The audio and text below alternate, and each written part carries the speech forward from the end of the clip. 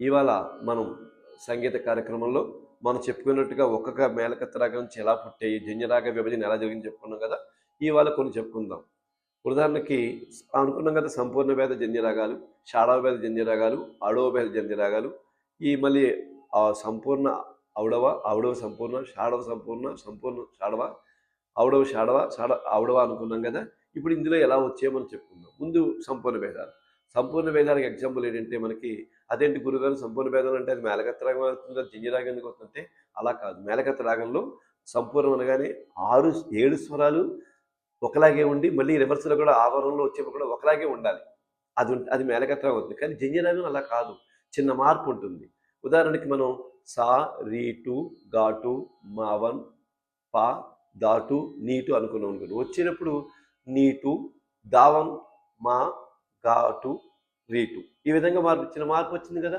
అక్కడ దా మారిపోయింది, అప్పుడు జన్యరాగం అవుతుంది. మేళకత్త రాగం అలా రాదు, ఆరోహణ క్రమంలో ఎలా ఉందో అలాగే వస్తుందన్నమాట. అలాగే రాగాల్లో భైరవి మనకి ఎగ్జాంపుల్ తీసుకుంటే సంపూర్ణ జన్యరాగాల్లోంచి మేళకత్త రాగంలో జన్యరాగాలు ఎన్ని పుట్టాయి, సంపూర్ణ భేదాలు ఒకటి పుట్టింది, అదే భైరవి. అలా ఒక్కొక్క రాగం నుంచి ఒక్కొక్క మేళకత్త రాగం నుంచి ఒక సంపూర్ణ రాగమే పుడుతుంది అనమాట. అవన్నీవి ఒక రాగానికి ఒక పుడుతుంది, అదే భైరవి ఎగ్జాంపుల్ భైరవి. రెండో రాగం మనకి ఇప్పుడు షాడవ రాగం.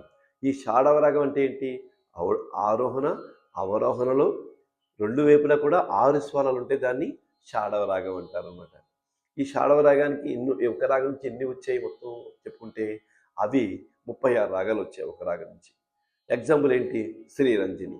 శ్రీరంజని అంటే సరిగమ ధనిస, సన్నిధమ గరిస, అందులో పంచమ వర్జ రాగం. అందుకే 6 స్వరాలు ఉన్నాయి కాబట్టి దీన్ని షాడవ రాగం అన్నారు అన్నమాట.